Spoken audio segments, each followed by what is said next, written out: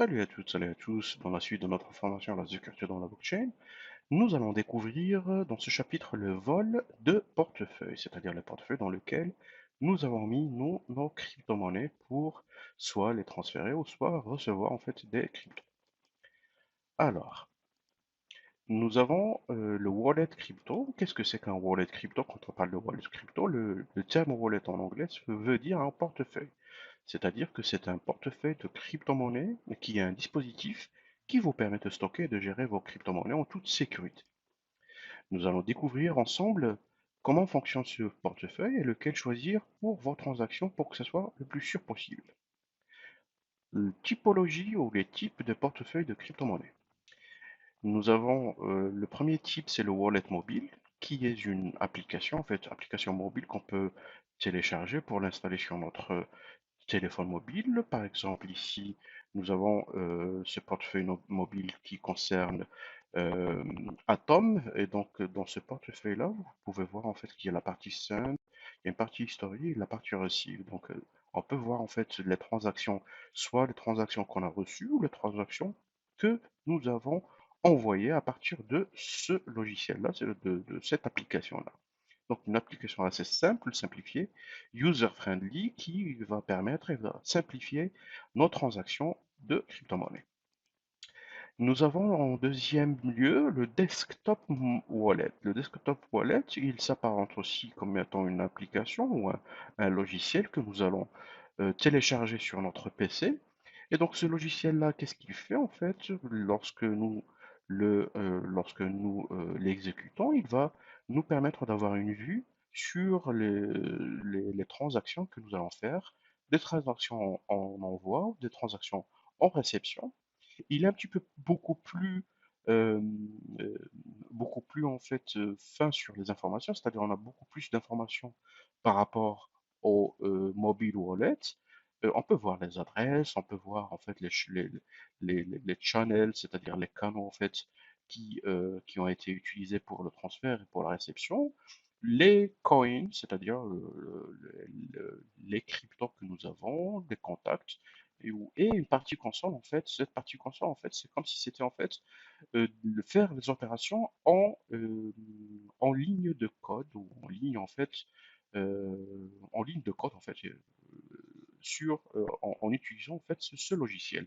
Donc, il est un peu plus garni en information. Nous avons la partie par exemple send, pay to, nous allons mettre en fait l'adresse publique, description, on peut mettre une petite description en fait de notre transaction.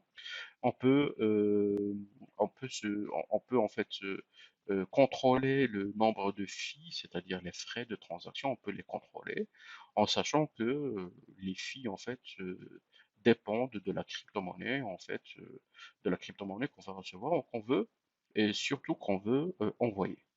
Donc avec beaucoup plus de tools, de views, de wallets, c'est voilà un peu plus d'informations sur les opérations que nous faisons. Donc il y a Electrum, il y a le logiciel Core en fait du Bitcoin en fait qui fait aussi la même chose. Le wallet matériel ou wallet physique ou cold wallet.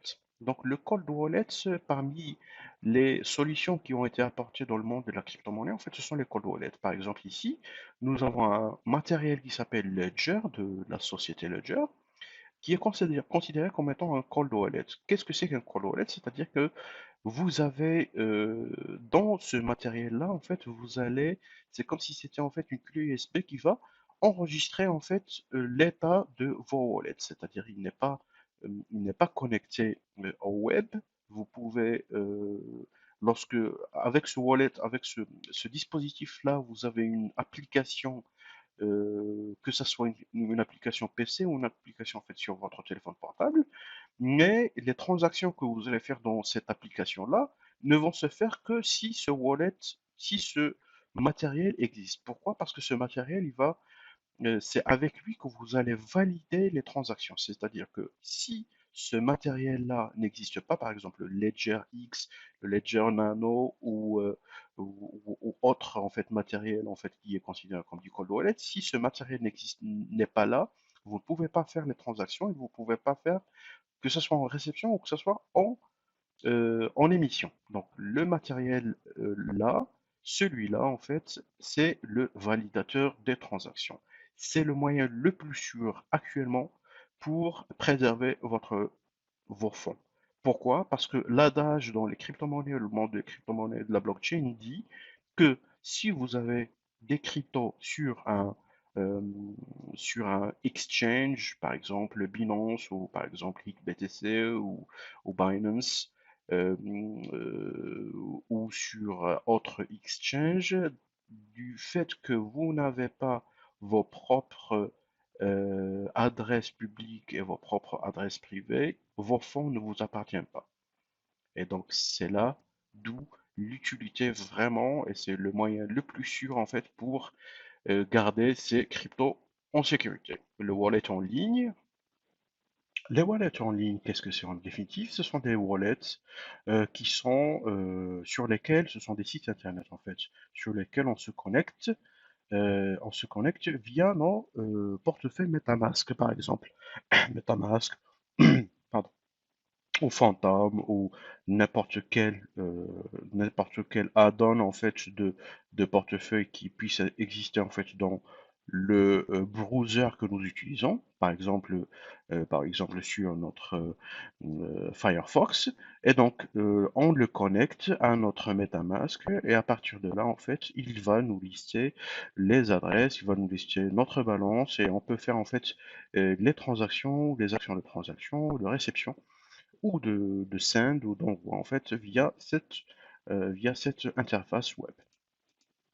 Le hot wallet est là, c'est le plus, je vais dire le moins sécurisé, ce sont les exchanges comme Binance, c'est-à-dire en fait, nous déposons tous nos fonds chez Binance et à partir de ce qui existe, c'est-à-dire le wallet chez Binance, nous pouvons faire soit les achats, les ventes, les transactions et nous pouvons voir en fait on peut voir un petit peu plus d'outils sur, par exemple, la visualisation en fait du cours d'un ou de toutes les crypto-monnaies en fait qui sont listées sur cet exchange. Mais comme j'ai dit, en fait, c'est le moyen le moins sécurisé. Pourquoi c'est le moins sécurisé?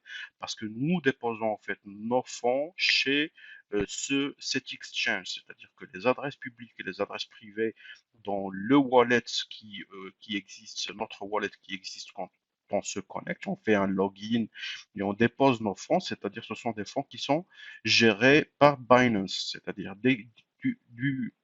de l'instant où c'est Binance en fait qui est chargé de nos adresses publiques et de nos adresses privées. Si Binance ferme dans l'heure qui suivent, tous nos fonds sont perdus. C'est pourquoi je le dis et je le répète en fait, comme le dit l'adage dans le monde de la crypto-monnaie et dans la blockchain, si vous avez des adresses qui ne vous appartiennent pas, qui appartiennent à Binance, ce ne sont pas vos adresses et ce ne sont pas vos fonds. Et donc il faudra le plus vite possible en fait ressortir ces fonds-là à condition si vous avez par exemple, si vous voulez aller en fait, vous laisser en fait vos fonds. Pourquoi? Parce que Binance, il propose beaucoup plus, très beaucoup de services en fait. Par exemple, les futures, comme par exemple les Coin M Futures, c'est une gamme et une panoplie en fait incessante de services qui sont présentés par Binance ou d'autres exchanges, mais primo et secondo et nos fonds ne nous appartiennent pas tant qu'ils ne sont pas en fait dans notre cold wallet. Et je vous conseille vivement, vivement de ne pas laisser en fait la totalité de vos gains ou de votre wallet sur des exchanges parce qu'en fait il y a beaucoup de scams, on a actuellement, par exemple, il y a quelque temps, en fait, FTX, qui était un exchange, qui a fermé sa porte, et en fait, il y a beaucoup d'utilisateurs, en fait, qui ont perdu leur fonds qui étaient déposés sur cet exchange. Donc, c'est un petit peu dangereux. Il faudra avoir dans l'esprit que si vous déposez quelque chose, vous êtes prêt à le risquer. Voilà. Le wallet paper, C'est un petit peu aussi un peu sécurisé, c'est comme un cold wallet, c'est-à-dire dans lequel il y a des QR codes en fait, et aussi en fait ici par exemple le Bitcoin adresse dans laquelle il y a l'adresse publique et le spend en fait c'est la private key. L'inconvénient de ce paper, c'est-à-dire nous avons la private key la plus importante en fait et qui est écrite en dur, c'est-à-dire si vous perdez ce papier, vous pouvez dire au revoir à vos fonds tout simplement. Donc si vous optez pour ce papier, c'est-à-dire pour ce genre en fait d'inscription en fait de ces informations, l'adresse publique et l'adresse privée, il faudra vraiment ne pas le laisser dans toutes les mains. C'est votre main la plus importante pour avoir vos fonds. Aussi, MyEtherWallet propose en fait cette idée-là. Donc, your private key, elle est écrite en dur. C'est-à-dire, si vous le perdez, vous allez perdre vos fonds, tout simplement. Donc, deux scénarios pour le vol de crypto wallet. Si nous avons, par exemple, si nous avons opté pour n'importe quel, par exemple, si nous avons opté par rapport à des wallets, en fait, sur notre téléphone portable. Il y a, en fait, ce qu'on appelle le wallet stealer. C'est quoi, en fait? Ce sont des rats, c'est-à-dire, ce sont, en fait, ce sont, en fait, des virus. Complètement, ce sont des logiciels malveillants. Qu'est-ce qu'ils font en fait? Euh, vous les, euh, vous les trouvez, par exemple, vous trouvez une application en fait sur sur le Android Store, c'est-à-dire sur le Play Store en fait d'Android, et ce sont en fait des copies en fait de wallets légitimes, mais ce sont des copies en fait dans lesquelles il y a le virus. Et donc, vous croyez que vous avez téléchargé en fait le wallet officiel, mais vous avez téléchargé en fait un wallet qui s'apparente dans le visuel, qui s'apparente à un wallet officiel, mais en fin de compte, quand vous allez rentrer en fait votre adresse publique et donc votre adresse privée, vous voulez vous connecter, il vous donne un message comme quoi en fait les informations sont fausses. Et donc dans ce cas-là, qu'est-ce qu'il fait? Ce virus-là, il va envoyer aux personnes en fait qui ont créé ce virus-là, dans cette application-là, il va envoyer l'adresse publique et l'adresse privée, vous pouvez dire au revoir à vos fonds.